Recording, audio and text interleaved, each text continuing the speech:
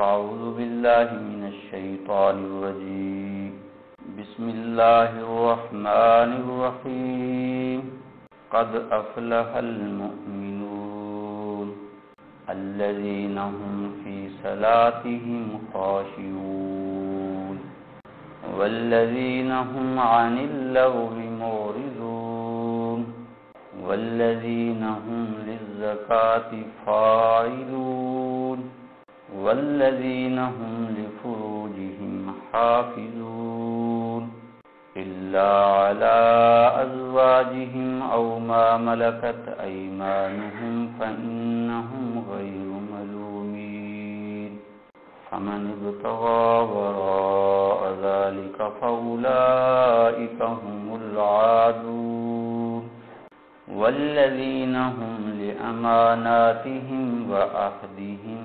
راعون والذين هم على صلواتهم يحافظون أولئك هم الوارثون الذين يرثون الفردوس هم فيها خالدون صدق الله العظيم۔ اللہ تبارک و تعالیٰ کا لاکھ لاکھ شکر، اس کا فضل و کرم ہے کہ اللہ نے اس زمانہ میں جس میں دین سے بے دوری کی ہوائیں بہت عام ہو گئیں، دین سیکھنے کے، دین سمجھنے کے، دین پر عمل کرنے کے جذبات وہ نہیں رہے جو پچھلی صدیوں میں مسلمانوں میں ہوا کرتے تھے۔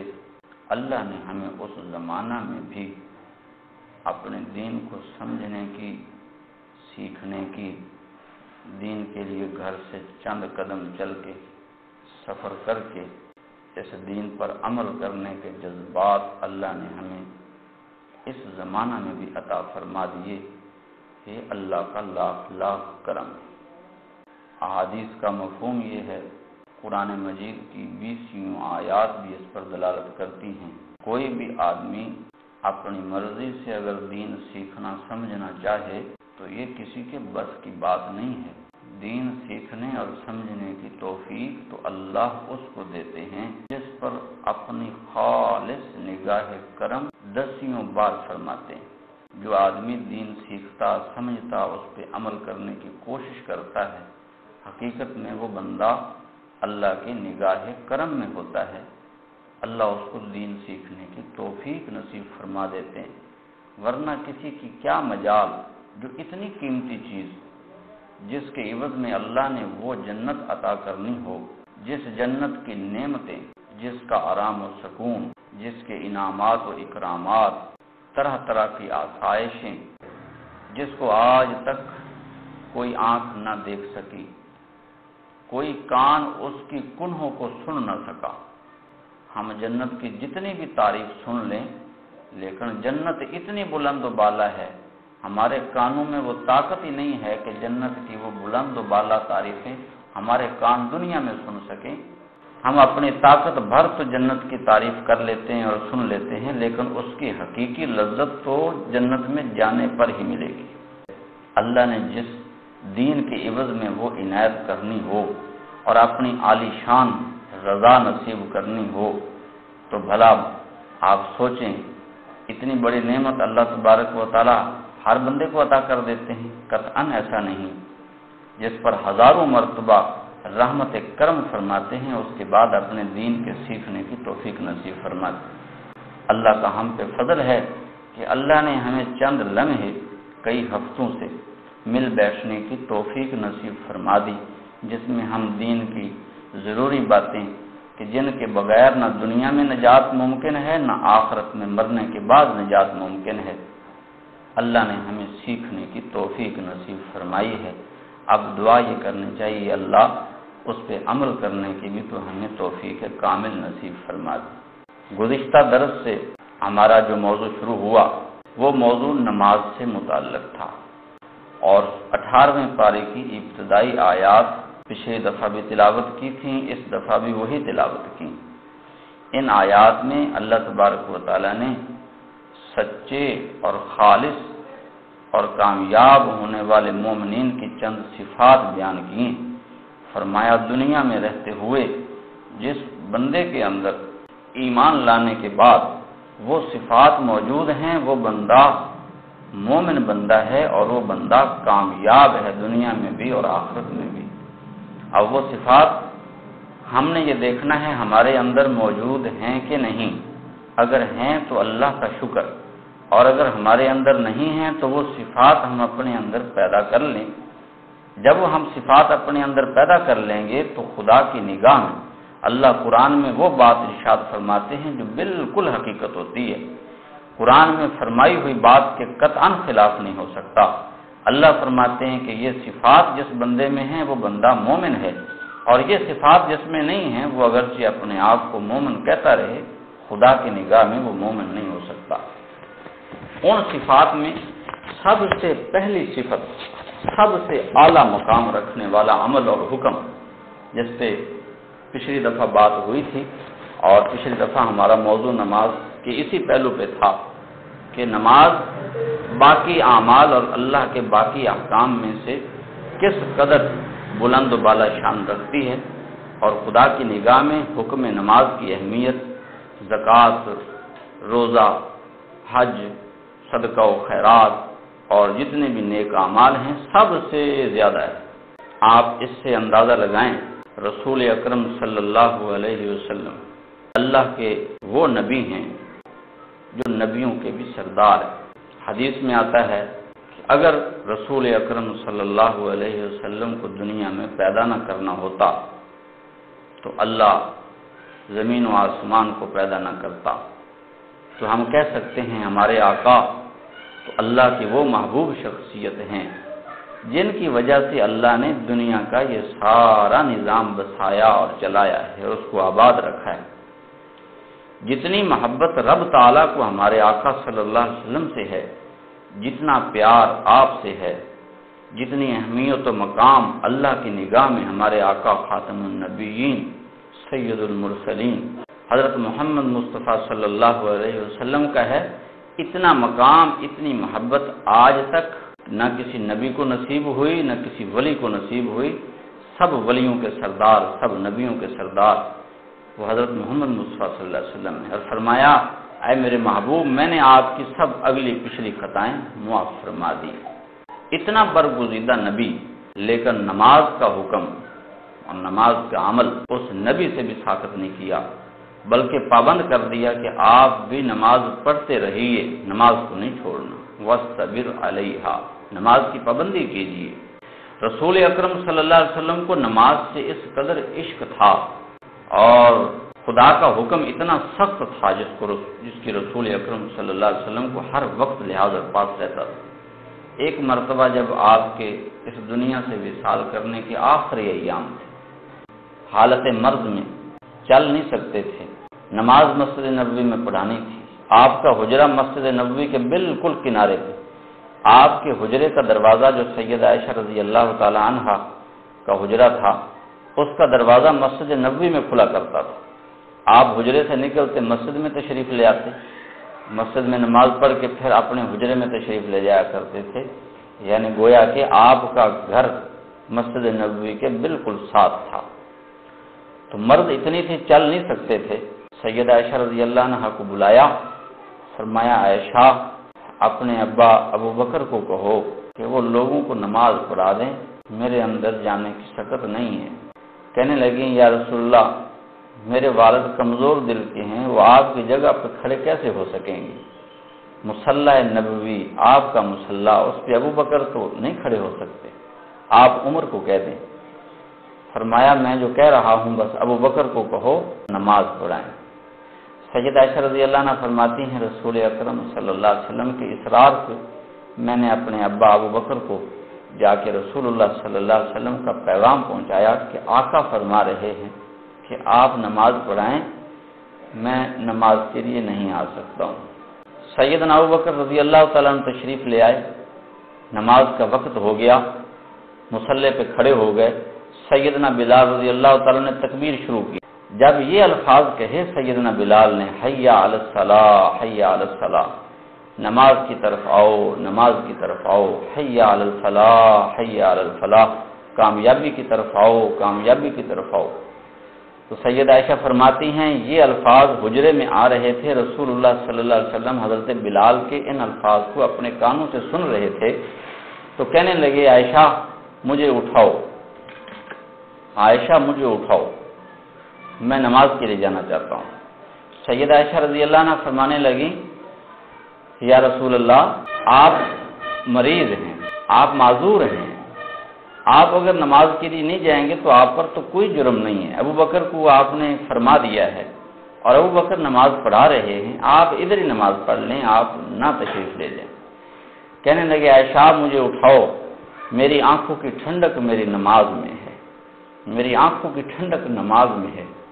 تو سید عائشہ فرماتی ہیں رسول اللہ صلی اللہ علیہ وسلم سے نہ رہا گیا، سیدنا علی اور سیدنا عباس رضی اللہ تعالیٰ عنہما کے کندھوں پہ ہاتھ رکھے، آپ کے پیر اٹھ نہ رہے تھے، آپ کو مسجد کی طرف یوں لے جایا جا رہا تھا کہ آپ کے پیر زمین پہ گھسٹ رہے تھے، گھسٹتے گھسٹتے جا کے سیدنا ابوبکر کے پہلو میں بیٹھ گئے، نماز میں شریک ہوئے، نماز نہیں چھوڑی، نماز میں پہنچے۔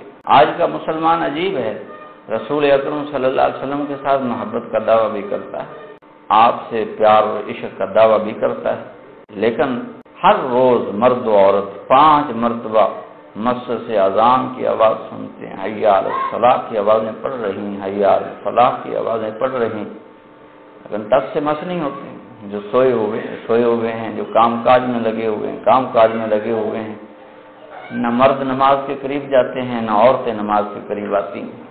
یاد رکھنا چاہیے نماز پڑھنے سے جنت تو ملنی ہی ملنی ہے، اس کے ساتھ ساتھ اللہ نمازی آدمی کو دنیا کے انعامات اور اکرامات سے بھی محروم نہیں رکھتے۔ بندہ نمازی دنیا میں اللہ سے اپنی خواہشات، اپنی مرضیات، اپنی چاہتیں، اپنی مرادیں ایسے پوری کروا سکتا ہے نماز کے ذریعے جو بے نمازی کبھی بھی پوری نہیں کروا سکتا۔ نماز تو اللہ سے مانگنے کا ذریعہ ہے، نماز تو اس محبت کرنے والی ماں سے بھی زیادہ پناہ دینے والی، راحت رساں، سکون و اطمینان کا ذریعہ ہے، جس ماں کی گود اپنے بچے کے لیے ہر وقت کھلی رہتی ہے۔ بچہ جب کسی پریشانی گھبراہٹ کا شکار ہوتا ہے، اس پہ کوئی حملہ کرتا ہے تو بھاگ کر اپنی ماں کی گود میں آ جاتا ہے اور وہ سمجھ لیتا ہے کہ میں اب دنیا کی تمام مصیبتوں سے محفوظ ہو گیا۔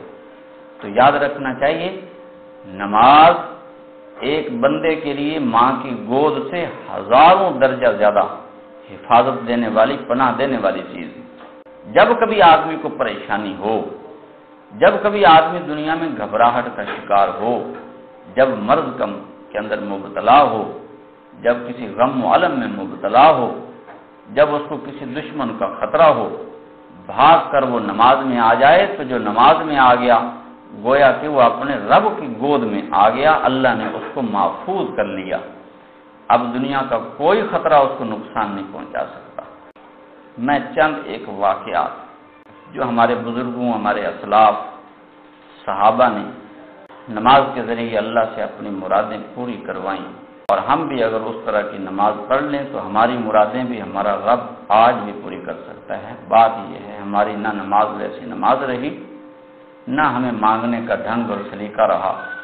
ہم اپنے رب کی نماز پڑھیں اور پھر رب سے مانگیں، ہمارا رب تو پکار کے کہہ رہا ہے میں دینے کو تیار بیٹھا ہوں، تم مانگنے والے تو ہو۔ حدیث میں آتا ہے، مصنف عبدالرزاق حدیث کی کتاب ہے، اس میں واقعہ لکھا ہو، سیدنا آدم علیہ السلام اللہ کے سب سے جو پہلے نبی تھے اس دنیا میں، سب انسانوں کے باپ، جن کی عمر 1000 سال ہوئی تھی، سیدنا آدم علیہ السلام کے گردن میں وہ پھوڑا نکلا جو بہت تکلیف دے رہا تھا، تو فوراً وضو کیا، مصلی بچھایا، 2 رکعت نماز پڑھی اور اللہ سے یوں کہا اے اللہ مجھے یہ تکلیف دے پھوڑا نکلا، آپ اپنے فضل سے اس کو دور کر دیجیے۔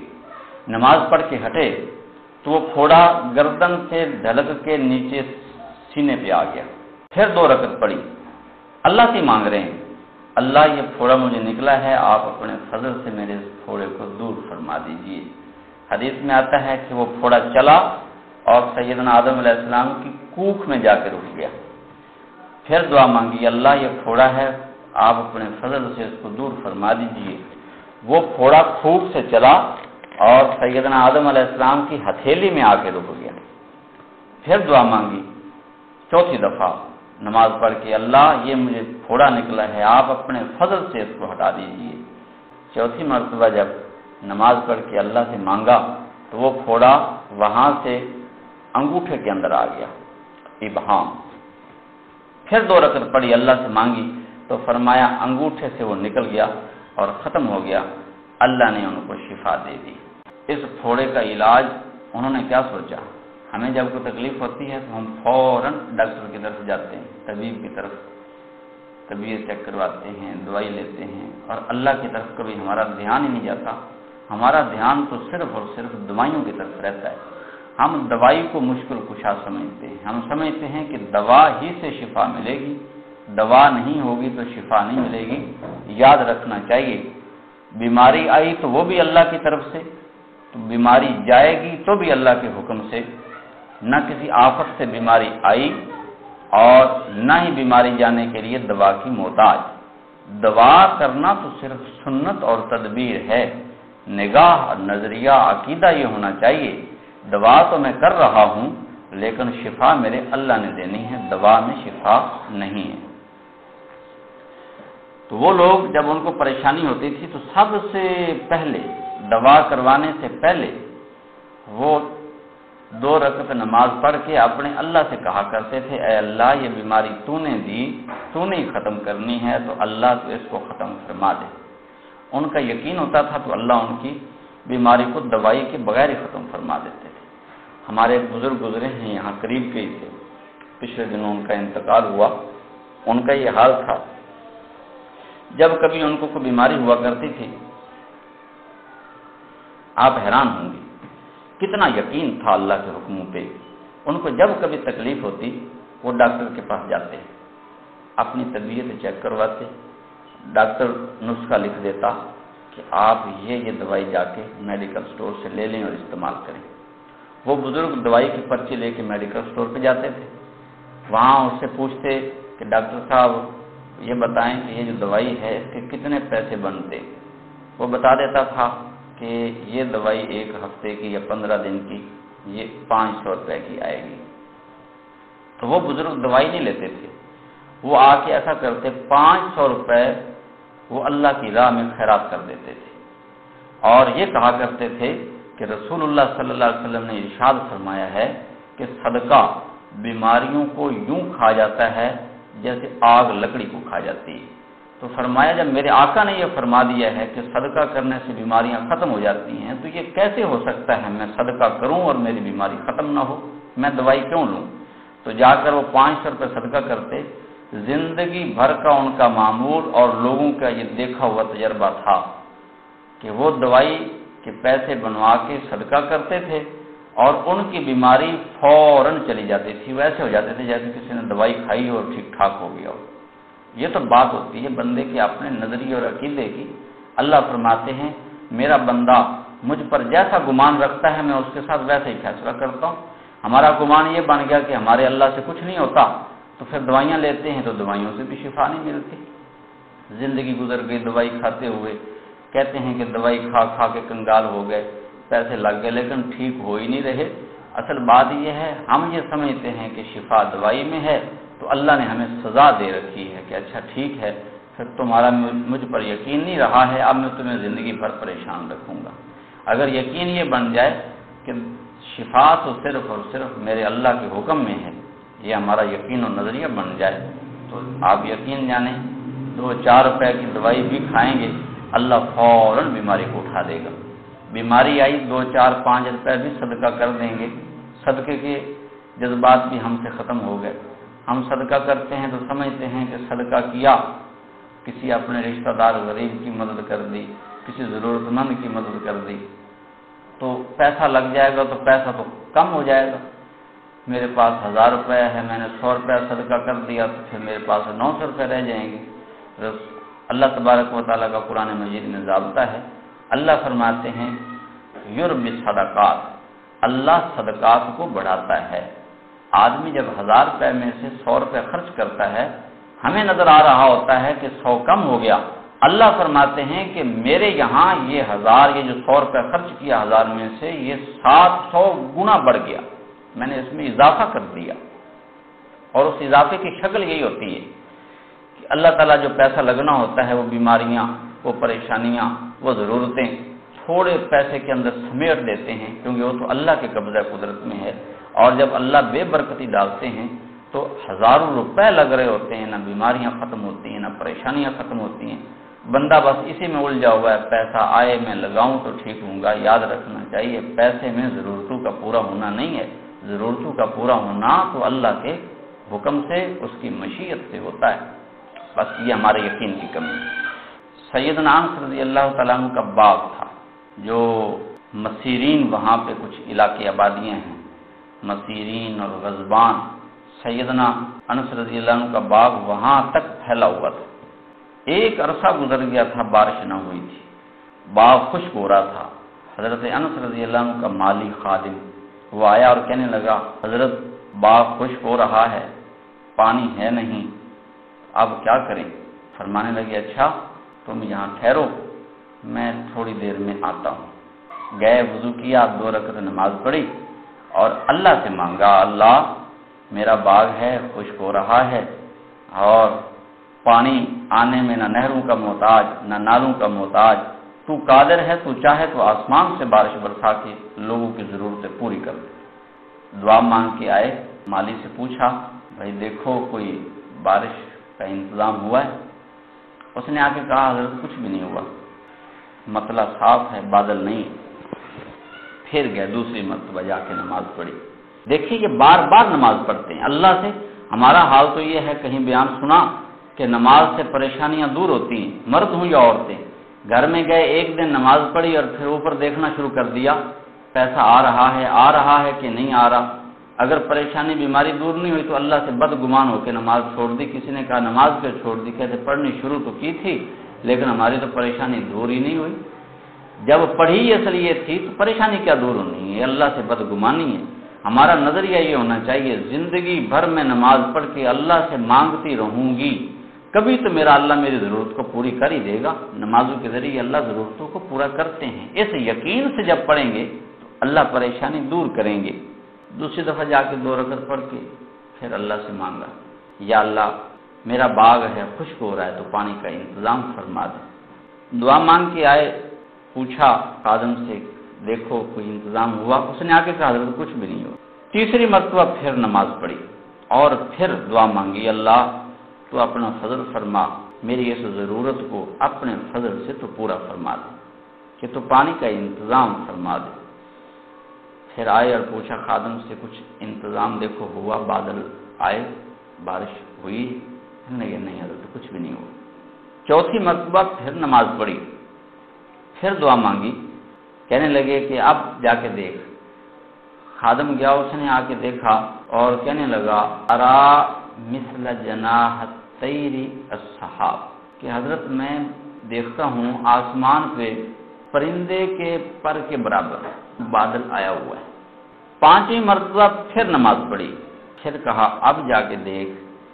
اب جو خادم جاتا ہے تو بارش برس رہی تھی، تو کہنے لگے، ایک گھوڑا تھا سیدنا انس رضی اللہ عنہ نے رکھا ہوا تھا، جو بشر بن شغاف نے ہدیہ کیا تھا حضرت انس رضی اللہ عنہ۔ اپنے خادم کو کہنے لگے کہ وہ گھوڑا جو بشر بن شغاف نے دیا ہے، تیز رفتار ہے، اس پہ سوار ہو جاؤ اور دیکھ کے آؤ کہ بارش کہاں تک ہوئی۔ وہ مالی خادم اس گھوڑے پہ بیٹھا، اس نے واپس آ کے کہا، حضرت مسیرین اور غضبان کی جو آبادیاں ہیں وہاں تک بارش ہو چکی۔ تو اللہ تبارک و تعالیٰ نے اس نماز کے ذریعے ان کی اس ضرورت کو پورا کیا جو ایک عرصے سے 61 سالی میں وہ علاقہ مبتلا تھا، لیکن وہ لوگ اللہ کے ساتھ اتنا گہرا تعلق رکھتے تھے اور نماز پر اتنا یقین ہوتا تھا، نماز پڑھتے تھے اور اپنی ضرورتوں کو اللہ سے لمحوں کے اندر پورا کروا لیتے تھے۔ ہمارے ایک بزرگ گزرے ہیں، تابعی تھے، ان کا نام تھا سیدنا نباتہ بن یزید، یمن میں رہتے تھے۔ سیدنا عمر رضی اللہ تعالیٰ عنہ کے زمانہ میں یمن سے لوگ کسی محاذ جنگ پہ گئے تو سیدنا نباتہ بن یزید رحمہ اللہ بھی ساتھ ہی گئے۔ آج کل تو جہاز ہوتے ہیں، تیز رفتار سواریاں ہیں۔ اس وقت تیز رفتار سواریاں یہ اونٹ، گدھا، گھوڑا، خچر یہ جانور ہوا کرتے تھے، ان کے پاس گدھا تھا۔ ایک علاقہ ہے بصر عمیرہ، وہاں جب ان کا قافلہ پہنچا تو حضرت نباتہ بن یزید رحمہ اللہ کا گدھا کسی آفت سے وہاں پہ مر گیا۔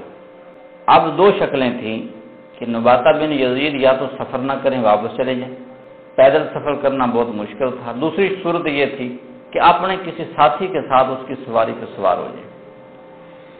ساتھیوں نے یہ بات کہی قافلے والوں نے کہ آپ گدھے کو چھوڑو، ہمارے ساتھ سوار ہو جاؤ، لیکن کہنے لگے میں تمہارے ساتھ سوار نہیں ہوں گا، میں جاؤں گا تو اپنے ہی گدھے پہ جاؤں گا۔ وضو کیا، 2 رکعت نماز پڑھی، 2 رکعت پڑھ کے اللہ سے دعا کی، اللہم انی جئت مجاہدا فی سبیلک وابتغاء مرضاتک، اللہم انی اشہد انک تحیی الموتى وتبعث من فی القبور لا تجعل لأحد علی اليوم منہ ان تبعث لی حماری۔ کہنے لگے اللہ میں تیری راہ میں جہاد کرنے کے لیے نکلا ہوں، خالص تجھے راضی کرنے کے لیے نکلا ہوں، اللہ میں گواہی دیتا ہوں تو مردوں کو زندہ کرے گا، یا اللہ جو لوگ قبروں میں جا چکے ان کو اٹھائے گا، جو زندہ ہیں ان کو تو مارتا ہے، کسی پر میرا احسان نہ رہے، میں تجھ سے یہ دعا کرتا ہوں کہ تم میرے گدھے کو زندہ کر دے۔ ساتھی کہتے ہیں کہ بس یہ دعا کر کے ہٹے ہی ہیں کہ ہم نے دیکھا قام الحمار ینفض اذنیہ، حضرت نباتہ کا گدھا کان جھاڑتا ہوا کھڑا ہو گیا۔ سیدنا نباتہ بن یزید اسی گدھے پہ سوار ہوئے، ساتھیوں کے ساتھ گئے، اللہ کی راہ میں جہاد کیا، خیر و سلامتی سے واپس لوٹے، اور وہ گدھا ایک عرصہ تک رہا۔ سیدنا امام شافعی رحمہ اللہ فرماتے ہیں میں ایک دفعہ کوفہ میں گیا اور کوفہ کی بازار کناسہ میں میں نے دیکھا گدھوں کی منڈی لگی ہوئی ہے اور گدھے بک رہے ہیں، بولی لگ رہی ہے۔ سیدنا نباتہ بن یزید کا وہ گدھا جو انہوں نے بصر عمیرہ میں اپنے رب سے 2 رکعت نماز پڑھ کے زندہ کروایا تھا، اس گدھے کی بھی بولی لگ رہی ہے، لوگ بولی لگا رہے ہیں کہ میں اتنے کا لوں گا، میں اتنے کا لوں گا۔ سیدنا امام شافعی رحمہ اللہ ہمارے بڑے اماموں اور بزرگوں میں گزرے، فرماتے ہیں میں نے کوفہ کی بازار میں حضرت نباتہ بن یزید کے گدھے کی بولی لگتے دیکھا جو انہوں نے اپنے رب سے زندہ کروا لیا تھا۔ سیدنا انس رضی اللہ عنہ فرماتے ہیں حضرت عمر رضی اللہ تعالیٰ نے ہمارا لشکر سیدنا علاء ابن حضرمی کی کمان میں کسی جہاد کے لیے روانہ کیا۔ کہتے ہیں جب ہم وہاں پہنچے، اور کہتے ہیں میں بھی اس قافلے میں شریک تھا، وہاں جب گئے تو ایک عرصہ ہو گیا تھا، بارش نہ آئی تھی، سبزہ ختم ہو چکا تھا، قحط سالی تھی، لوگ پریشان تھے اور ہمیں بھی پریشانی اٹھانی پڑی، شدت کی پیاس، شدت کی گرمی، ہمارے جانور بھی پیاس سے بلبلا رہے تھے۔ تو سیدنا علاء ابن حضرمی کو سب ساتھیوں نے کہا ہم رب سے دعا مانگیں، ہمارا رب ہماری یہ ضرورت کو پورا کر دے۔ کہتے ہیں حضرت علاء ابن حضرمی رضی اللہ تعالیٰ عنہ نے ہمیں حکم دیا، ہم سب نے وضو کیا، ہمیں 2 رکعت نماز پڑھائی اور 2 رکعت نماز پڑھا کے اللہ سے دعا کی۔ حضرت انس فرماتے ہیں میں دیکھ رہا تھا سیدنا علاء ابن حضرمی نے نماز کے بعد دعا مانگ کے یوں ہی ہاتھ چھوڑے، ہاتھ چھوڑتے ہی بعث اللہ ریحا، اللہ نے ہوا بھیج دی، وانشأ السحاب، اور بادل چھا گئے، اور تھوڑی دیر میں بادل برسنا شروع ہو گئے، بادل اتنے برسے کہ وادیاں بھر گئیں، برتن بھر گئے، تالاب بھر گئے۔ اللہ تبارک و تعالیٰ نے اس قحط سالی کو سیدنا علاء ابن حضرمی اور ہماری 2 رکعت نماز پڑھنے کی برکت سے قحط سالی کو دور فرما دیا اور سب لوگ راحت اور فراوانی کے اندر آ گئے، خوشحال ہو گئے۔ سیدنا ابو معلق انصاری رضی اللہ تعالیٰ عنہ یہ تاجر تھے، صحابی رسول ہیں، ان کی تجارت کا طریقہ یہ ہوتا تھا کہ یہ مدینہ سے، مکہ سے، شام سے، مختلف مقامات سے چیزیں خریدتے اور اپنے علاقے میں جا کے بیچتے، ادھر سے چیزیں وہاں لے جاتے، یعنی پورے علاقوں کے یہ چکر لگایا کرتے تھے۔ اور اگر تجارت بڑے صالح، نیک، خدا خوف اللہ سے ڈرنے والے صحابی تھے، عابد الزاہد تھے، ناسکن و ورع، عبادت گزار بھی تھے، متقی بھی تھے۔ ایسا تاجر، تجارت کرنے والا جو اگرچہ بازار میں تجارت کر رہا ہے لیکن اللہ کا خوف بھی ہے، جھوٹ بھی نہیں بولتا، کسی کو دھوکہ بھی نہیں دیتا، چیز میں ملاوٹ بھی نہیں کرتا۔ رسول اللہ صلی اللہ علیہ وسلم نے ارشاد فرمایا یہ تاجر جب مرے گا تو قیامت والے دن نبیوں، شہداء، صدیقین کے ساتھ ہوگا۔ تو سیدنا ابو معلق انصاری رسول اللہ علیہ وسلم کے نیک صحابی اور تاجر تھے۔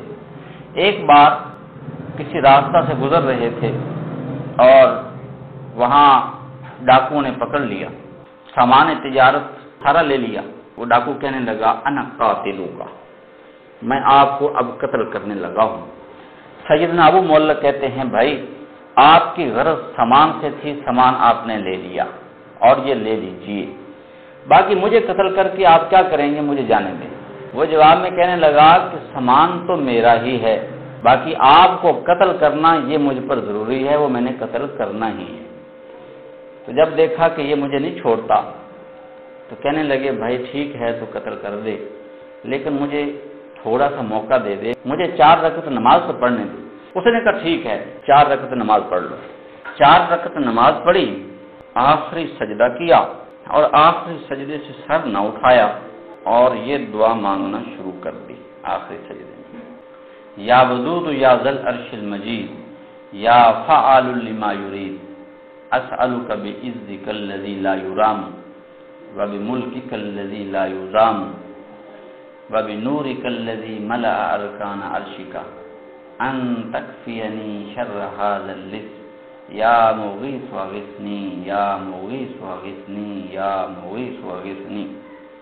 ایک مرتبہ دعا مانگی، پھر دوسری مرتبہ دعا مانگی، پھر تیسری مرتبہ دعا مانگی۔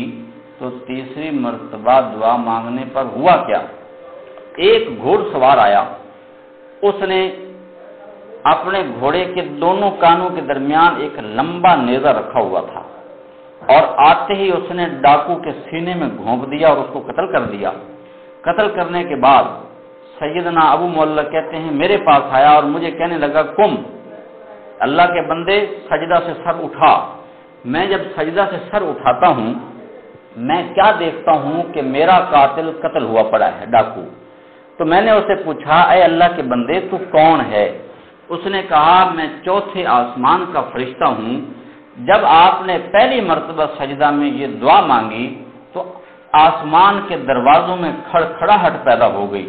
جب آپ نے دوسری مرتبہ یہ دعا مانگی تو سب اہل آسمان میں شور شرابہ پیدا ہو گیا۔ جب تیسری دفعہ آپ نے یہ دعا مانگی تو اللہ تبارک و تعالی نے فرمایا یہ ایک مظلوم کی دعا ہے۔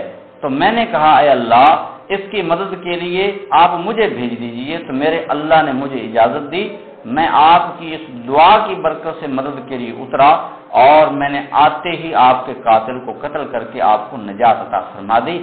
اپنا سارا سامان اٹھایا، اپنی جان لے کر اپنے گھر پہنچ گئے اور یہ واقعہ خود سنایا تھا۔ حضرت انس رضی اللہ تعالیٰ عنہ فرمایا کرتے تھے جب کبھی کسی بندے کو کوئی ضرورت پیش آئے، جب 4 رکعت نماز پڑھے گا اور آخری سجدے میں یہی دعا 3 مرتبہ مانگے گا، اللہ تبارک و تعالیٰ اس کی ضرورت کو پورا فرما دیں گے۔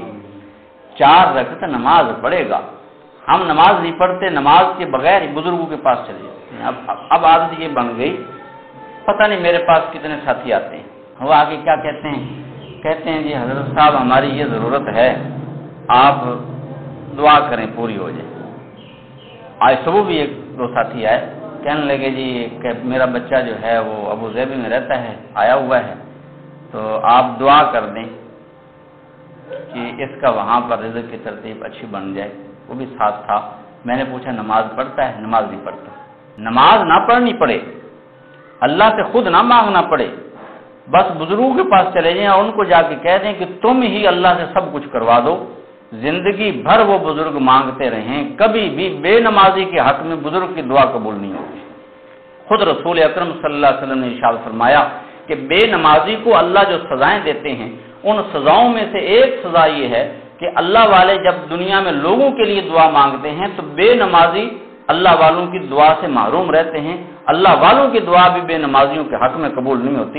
سیدنا انس فرماتے ہیں جس کو ضرورت درپیش ہو، کوئی پریشانی ہو، سیدنا ابو معلق انصاری رضی اللہ تعالی عنہ کی یہی دعا جو انہوں نے مانگ کے اپنی جان بچائی تھی، کسی آدمی کو آج بھی ضرورت درپیش ہو تو پکے یقین کے ساتھ یہ دعا مانگ کے نماز پڑھ کے اپنے اللہ سے مانگے گا، اس کا اللہ اس کی ضرورت کو بالکل ویسے ہی پورا کرے گا جیسے سیدنا ابو معلق رضی اللہ عنہ کی ضرورت کو پورا کیا تھا۔ رب تو وہی ہے، طاقت بھی ویسی کی ویسی ہے، نہ رب بدلا نہ رب کی طاقت بدلی نہ اس کے خزانے کم ہوئے، بس بات یہ ہے ہم ابو معلق انصاری جیسے نہ رہے، ہم حضرت انس جیسے نہ رہے، ہم سیدنا نباتہ بن یزید جیسے نہ رہے، ہم ویسے بن جائیں تو ہمارا رب بھی آج ہمارے ساتھ ویسی مدد کر سکتا ہے جیسے ان لوگوں کی تھی۔ آج کہہ دیا جاتا جی وہ لوگ تو تھے، بزرگ تھے، وہ ان کے واقعات ہیں، ہمارے واقعات نہیں ہیں، ہم تو ایسا نہیں کر سکتے۔ یاد رکھنا چاہیے یہ الفاظ کہنا اپنے رب سے بے تعلقی کا اظہار کرنا ہے، قطعاً اس طرح کے الفاظ نہ بولے جائیں۔ یہ کہا جائے کہ اگر وہ لوگ اللہ سے اپنے مرادیں پوری کروا سکتے ہیں تو ہم بھی تو اسی رب کی خلقت میں ہیں، ہم کیوں نہیں کروا سکتے؟ ہم بھی اپنے رب کے ساتھ ویسا ہی تعلق بنائیں گے، ہم کوشش ہی نہیں کرتے۔ ایک تابعی ہیں سیدنا محمد بن منقدر، ان کے پاس کسی نے امانت رکھوائی تھی، کچھ پیسے امانت رکھوائے تھے، کوئی ایسی مصیبت آئی گھر میں، وہ امانت ان کو خرچ کرنی پڑ گئی، وہ پیسے خرچ کر بیٹھے، ذہن میں یہ تھا کہ جب دینا ہوگا تو پھر اللہ تبارک و تعالیٰ عطا کر دیں گے، میں ادا کر دوں۔ ایک دن جس نے امانت رکھی تھی وہ آدمی آ گیا اور کہنے لگا کہ محمد میری امانت مجھے واپس کرو۔ بڑے پریشان ہوئے، وضو کیا، 2 رکعت نماز پڑھی اور نماز پڑھنے کے بعد یہ دعا مانگی، یا ساد السماء علی الہوا یا قابض الارض علی الماء، اے آسمان کو جس نے ہوا پہ روک رکھا ہے، اے وہ ذات جس نے زمین کو تھام رکھا ہے، ادی انی امانتی، میری امانت کو تو ادا کر دے۔ ایک غیب سے آواز آتی ہے، خذ ھذا، یہ لے لو، وَأَدِّ أَنْ أَمَانَتِكَ، اپنی امانت کو ادا کر دو، وَقْصِرْ فِي الْخُطْبَةِ فَإِنَّكَ لَن تَرَانِي، اور اپنی دعا کو مختصر کر دو، آپ مجھے دیکھ نہیں سکتے، یہ آپ کی مراد میں نے پوری کر دی، دیکھنے کی آپ میں ہمت نہیں۔ سیدنا موسیٰ علیہ السلام نے دعا کی تھی، اللہ میں آپ کو دیکھنا چاہتا ہوں، فرمایا موسیٰ آپ مجھے نہیں دیکھ سکتے، اصرار کیا تو فرمایا میں اپنے نور کی ایک چھوٹی سی تجلی ڈالتا ہوں، اگر آپ اس کو برداشت کر گئے، سہ گئے تو مجھے دیکھ لو گے، اگر اس کو ہی نہ برداشت کر سکے تو پھر کیسے دیکھو گے؟ ایک چھوٹی سی تجلی نور کی اللہ نے جو پھینکی، طور جل کے راکھ ہو گیا، سیدنا موسیٰ علیہ السلام بے ہوش ہو گئے، لیکن سیدنا موسیٰ علیہ السلام اپنے رب کو دیکھ نہ سکے۔ ایک بزرگ ہیں سیدنا صلہ بن اشیم رحمہ اللہ، وہ بھی تابعی ہیں، جعفر بن زید عابدی رحمہ اللہ کہتے ہیں کہ ہم سیدنا عثمان رضی اللہ عنہ کے زمانہ میں ایک قافلہ کے ساتھ کابل کے جہاد کے لیے گئے، کہتے ہیں راستہ میں سیدنا صلہ بن اشیم رحمہ اللہ کا خچر جس پر سامان لادا ہوا تھا، ساز و سامان سمیت کسی صحرا کی طرف چلا گیا اور گم ہو گیا، وہ مل نہیں رہا تھا، اور ہمیں امیر نے حکم دے دیا کہ جلد از جلد یہاں سے چلیں، آگے سفر کرنا ہے۔ سیدنا صلہ بن اشیم نے جلدی سے وضو کیا، 2 رکعت نماز پڑھی، اور نماز پڑھ کے حضرت جعفر بن زید فرماتے ہیں بڑی مختصر دعا کی، اور دعا کیا کی؟ کہنے لگے اللہ تو قادر ہے ان ترد بغلتی وثقلھا، اللہ میرے خچر کو اور میرے خچر پر لدے ہوئے میرے سامان کو تو بس اپنے فضل سے واپس کر دے۔ کہتے ہیں کہ وہاں دعا مانگ رہے تھے، مصلی پہ بیٹھے تھے کہ ہم دیکھتے ہیں خچر صحرا کی طرف سے آ رہا ہے، اور آتے ہوئے سیدنا صلہ بن اشیم کے مصلی کے سامنے آ کر کھڑا ہو گیا، ساز و سامان بھی پورا، گدھا بھی مکمل، اپنے گدھے کو لے کے قافلے کے ساتھ چلے۔ رسول اکرم صلی اللہ علیہ وسلم نے ارشاد فرمایا، جب بندہ، حدیث قدسی ہے بخاری شریف میں ہے، اللہ فرماتے ہیں بندہ جب فرض نماز ادا کرتا ہے تو میرے قریب ہو جاتا ہے، اور فرمایا جب نوافل پڑھتا رہتا ہے، سنتیں، نفل، اوابین، اشراق، چاش، تہجد، فرمایا جب پڑھتا رہتا ہے تو اتنا میرے قریب ہو جاتا ہے انا احبہ، میں اپنے بندے کو اپنا محبوب بنا لیتا ہوں۔ اور فرمایا میں اپنے بندے کا کان بن جاتا ہوں جس سے یہ سنتا ہے، میں اپنے بندے کی آنکھ بن جاتا ہوں جس سے یہ دیکھتا ہے، میں اپنے بندے کا ہاتھ بن جاتا ہوں جس سے یہ پکڑتا ہے، میں اپنے بندے کے پیر بن جاتا ہوں جس سے یہ چلتا ہے۔